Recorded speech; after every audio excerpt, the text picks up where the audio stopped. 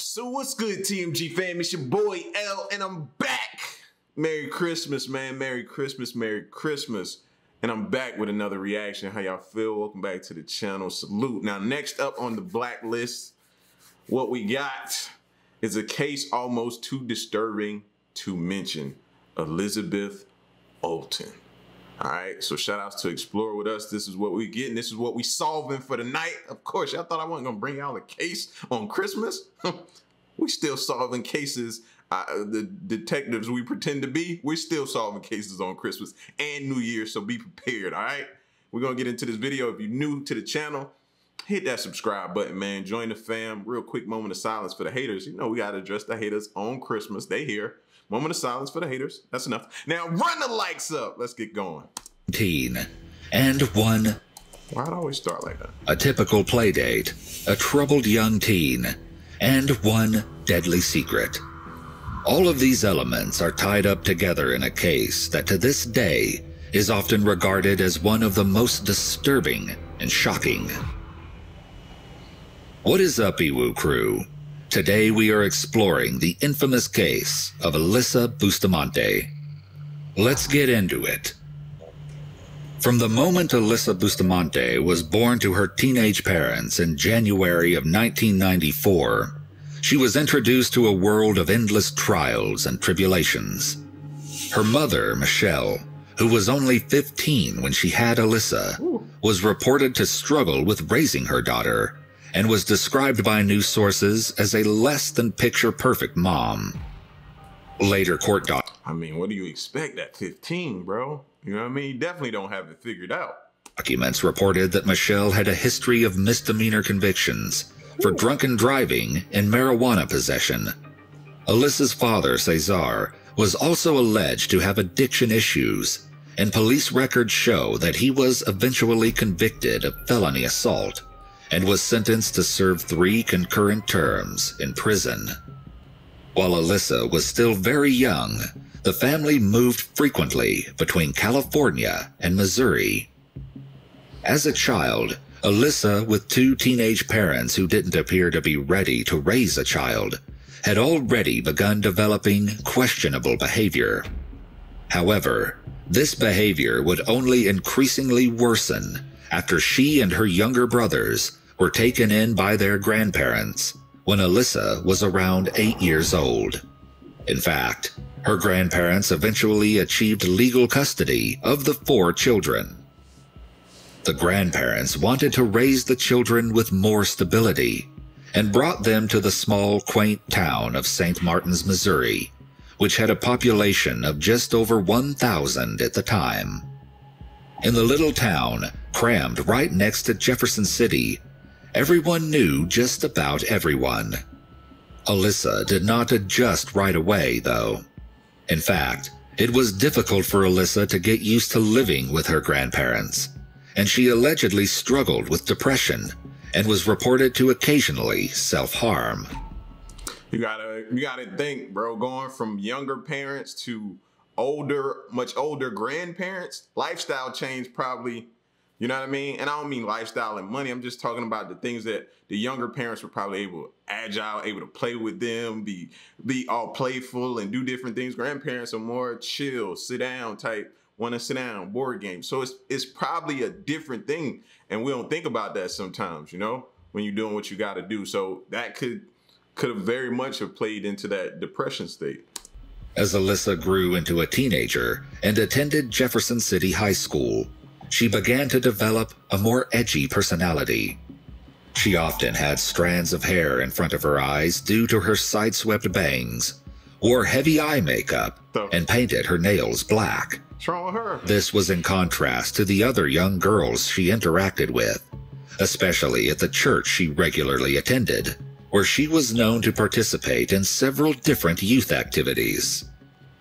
Although most people... It be them church girls you gotta worry for. Mama always told me that. People just saw a girl with an edgy style. Alyssa was far from a typical teenager, as deep inside, she was stirring with distress and turmoil. This dark, troubled side of the young teen would show itself in disturbing and often upsetting ways at home. Online sources cite that Alyssa's mood would often fluctuate, and she developed a habit of taking rather questionable pictures of herself. This included selfies where her lipstick was smeared to look like blood, and another where her fingers imitated a gun to her head. This side of Alyssa only seemed to grow as time went on, and things continually worsened down the line, eventually culminating to a peak on one fateful Labor Day weekend in 2007. Alyssa was rushed to the hospital after carving the word hate on her arm and attempting to take her own life by overdosing on Tylenol. Now, I know a lot of y'all sitting there like, yo, why the grandparents didn't pick up on this, bro? Because they're grandparents. You know what I'm saying? You're able to get away, not all the time, but a lot of times you're able to get away with more with your grandparents, right? They don't see certain things. I lived with my grandmother at one point in time. She sat in her chair. She watched old cowboy westerns. She had her routine, and she wasn't really checking for what I was doing. You know what I mean? So I could do basically, you know what I mean? Not what I want, but I can get away with a lot more with my grandma. After the scare, her grandparents knew they had to find help for Alyssa before things got even worse. Alyssa's grandparents tried endlessly to find her aid, taking her to numerous counselors and therapists. Soon after the incident, Alyssa was prescribed Prozac, an antidepressant. Despite their best efforts, Alyssa continued down a dark path, one that would eventually lead to a terrible incident. Meanwhile, Elizabeth Olten, Alyssa's 9-year-old neighbor, was seen as the complete opposite. She was described by her mother as a sweet, girly girl, loving kittens and everything pink. On October 21st, 2009, Elizabeth Olten was at home practicing for a school play. Her mother, Patricia Price, otherwise known as Patty, was just preparing for dinner when there was a knock at the door. It was one of Elizabeth's friends, 6-year-old Emma, who lived across the woods. She had walked over to see if Elizabeth could come play with her. Elizabeth, as any child would, begged to go and play for just a few minutes. Reluctantly, Patty allowed her, but instructed that she had to be back in an hour at 6 o'clock sharp. Because of Elizabeth's fear of the dark, Patty was quite confident that her daughter would be back shortly. Excitedly, the two friends burst out the door and into the fresh air. Little did Patty know, an innocent playdate would soon turn into a nightmare. When it finally reached 6 o'clock, Elizabeth still hadn't returned, and Patty had a terrible premonition. Immediately, Patty called her neighbor, hoping to hear that Elizabeth was still playing with Emma. Unfortunately, that was not the case. In fact, Patty was horrified to hear from her neighbors that Elizabeth had never made it to the house at all. After calling the police, Patty went over to the neighbor's house to be sure that Elizabeth wasn't somewhere on the property. To her dismay, Elizabeth was nowhere to be found. Police began a grid search, and hundreds of people in the community joined to try and find the missing Elizabeth.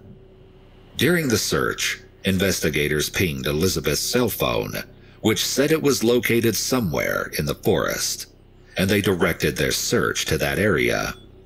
A few volunteers had come across something a bit peculiar in the woods, what appeared to be an empty grave, but still, there was no sign of the young girl. The FBI quickly became involved, and they soon questioned Emma.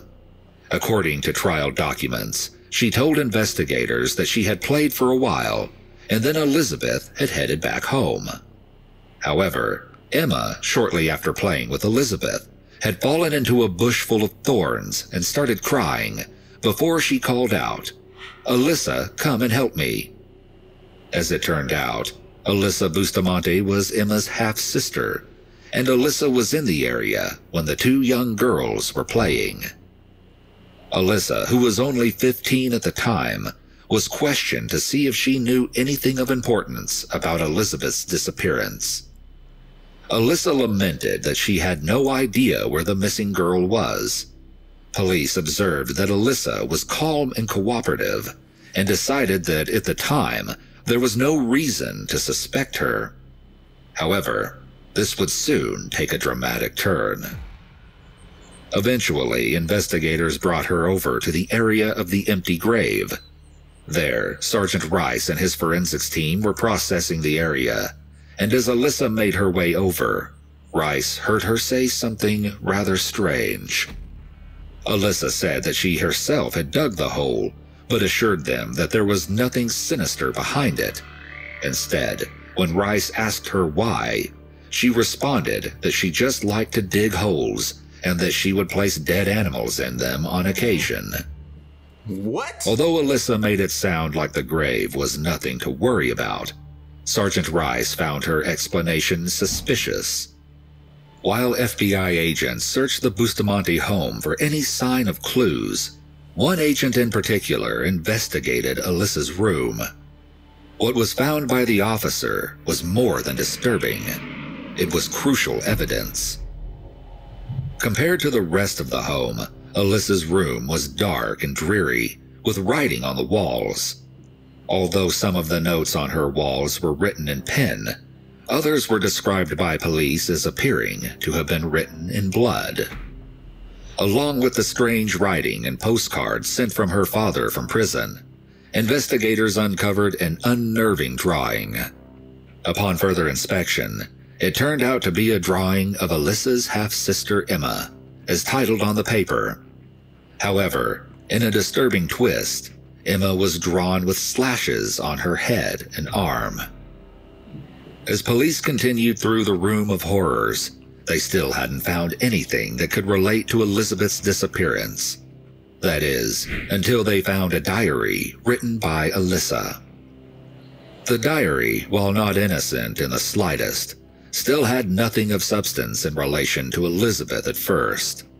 Police flipped through the pages, discovering where Alyssa had previously written about burning down a house. And I'm surprised she didn't write it in the diary.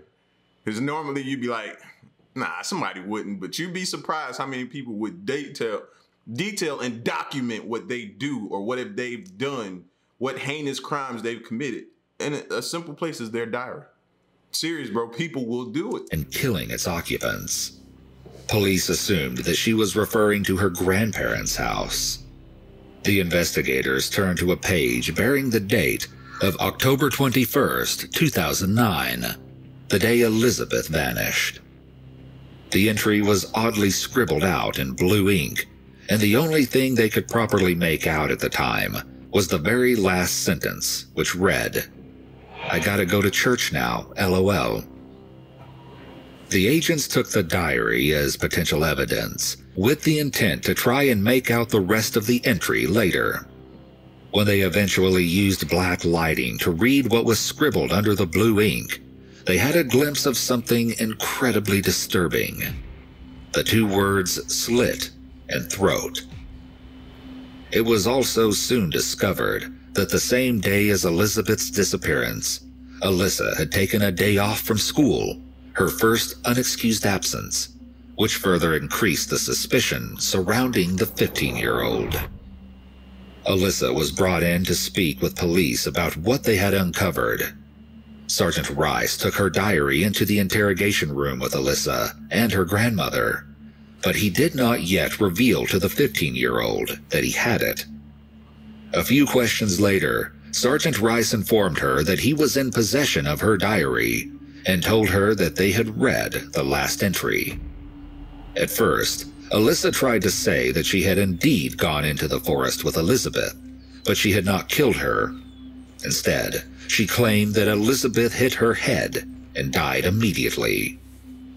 Up until this point, investigators had been holding out hope that the young girl could possibly be found alive.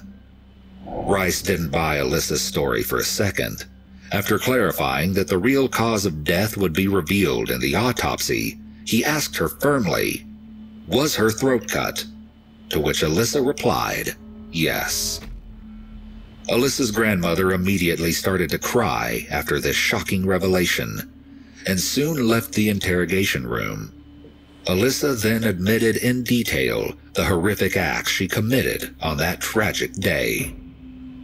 Alyssa had instructed her young half-sister Emma to go and fetch Elizabeth and ask her to play. Of course, Alyssa's intent was far from simply letting the two girls enjoy a playdate.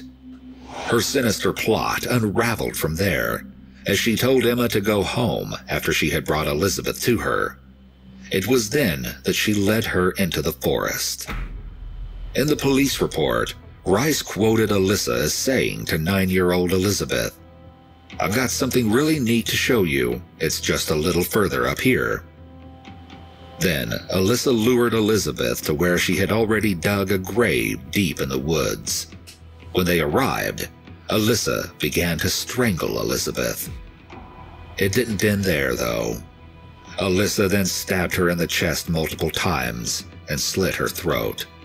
She proceeded to bury her in one of the 2 graves she had dug and went back home as if nothing had ever happened. Alyssa, who was but a child herself, had violently ended another child's life in the most brutal way possible. After Alyssa's horrific confession, she then led investigators to Elizabeth's body, tucked away in the woods. Elizabeth, covered in mud and leaves, was found partially buried mere inches under the ground. A sad and gruesome sight. After the autopsy, it was revealed that Elizabeth was killed in the exact way that Alyssa had described to Rice, with 8 stab wounds to the chest. Eventually, investigators were able to use the blue light to uncover the rest of Alyssa's sick entry. It read, "I just killed someone. I strangled them and slit their throat, and now they're dead. Told you. I don't know how to feel at the moment. It was amazing.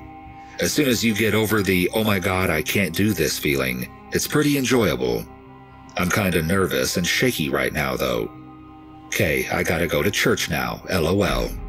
LO. Oh my god. She put LOL at the end of it?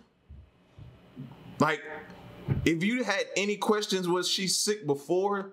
The LOL at the end of that sentence just confirmed it. Like, wow. While the entry itself is disturbing enough, as the investigation continued, more unbelievable details were uncovered. Police found evidence that Alyssa had told a friend that she wondered what it would be like to kill someone. On Alyssa's YouTube, she had listed her hobbies, including killing people. As well, a diary entry written a week prior to Elizabeth's death read, "If I don't talk about it, I bottle it up, and when I explode, someone's gonna die."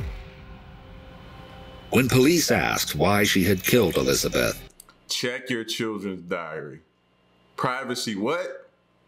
Check your children's diary, bro. You may save a life. Alyssa chillingly explained that she just wanted to know what it felt like to kill someone. Some theories speculate that Elizabeth had not been her original target. Instead, it's widely believed that she initially wanted to kill her 2 brothers, which would explain why she had dug the 2 graves.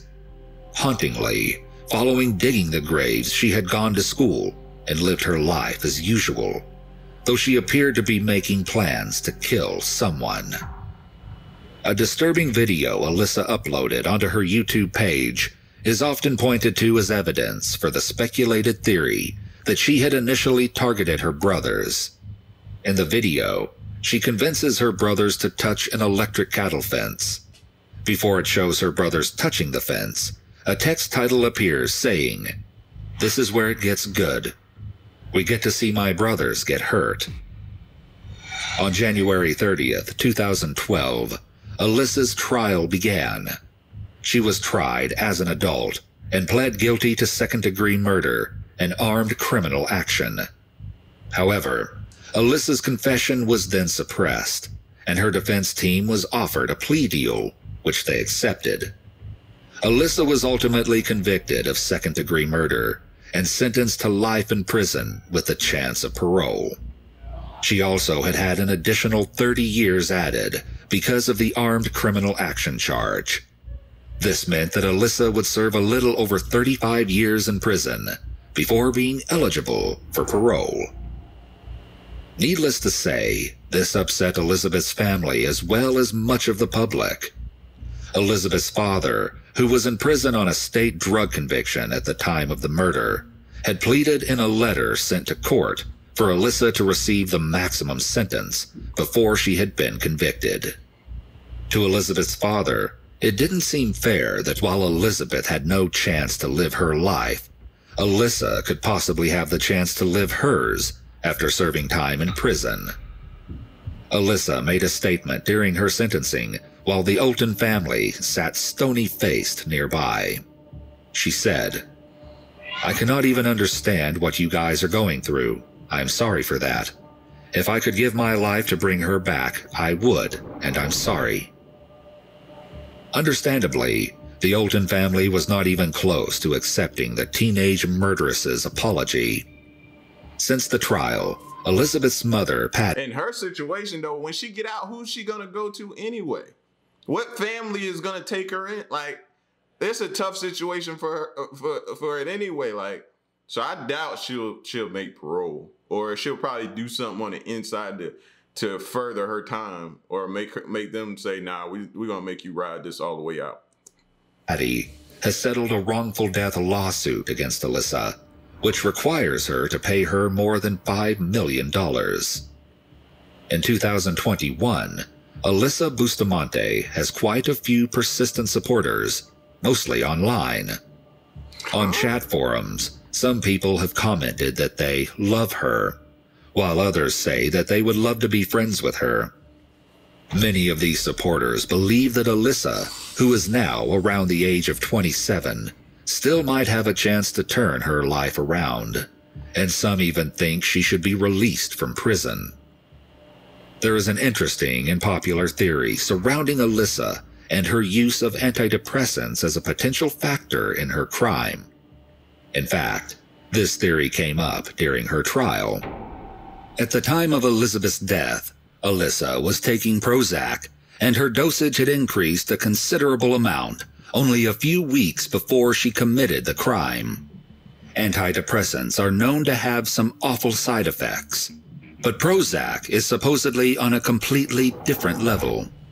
According to LiveScience.com, Prozac is most commonly linked to aggression and known to increase violent behavior by 10.9 times.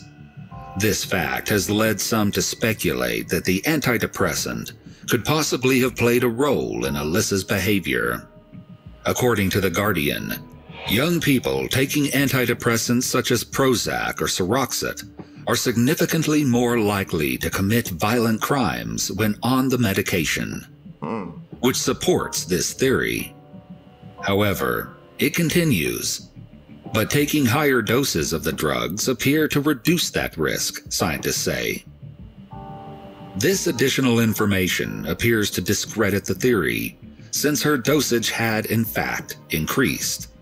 And yet, The Guardian also cites that in a study looking at correlations between crime rates and people who are prescribed drugs like Prozac and Seroxat, it found that people in younger age groups, ages 15 to 24, have a much higher chance of committing violent crimes while on the medication, a hefty 43%.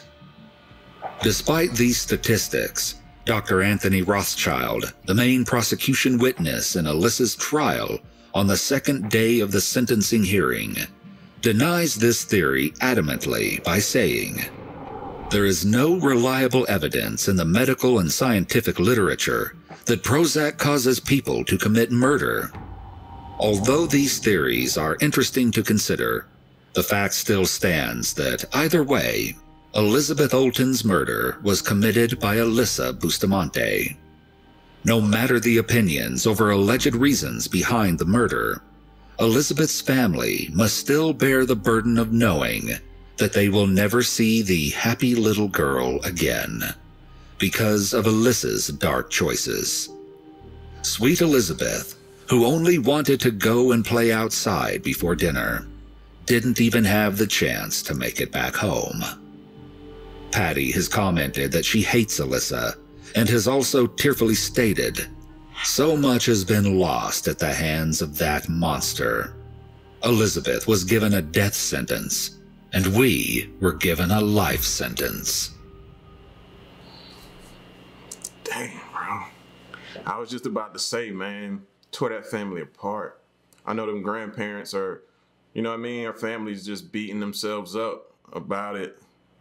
It's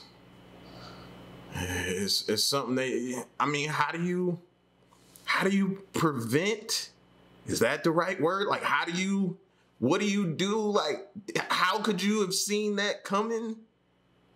Other than, only thing you probably say is being on top of her when you started noticing her acting out, the gothic look or whatever you call it. I don't even know what you call it. Her going to the hospital. They tried to intervene, remember? After her doing that stuff on her arm or whatever, they started seeking people to try to help. They tried. I mean, you really can't say they ain't tried. It'd be the ones that don't try and avoid the situations, the ones you have a problem with, but this family tried. That just sucks, man. Thoughts and prayers go out to them, bro. And I know that's nothing, but jeez, bro. Yeah, that's a rough one. My bad, man. That's a rough one on Christmas, ain't it? My bad. My bad, y'all. Y'all get at me in the comment section, man. Let me know what you think. And stick around and stay tuned, man. Till the next one, I'm gone. Peace.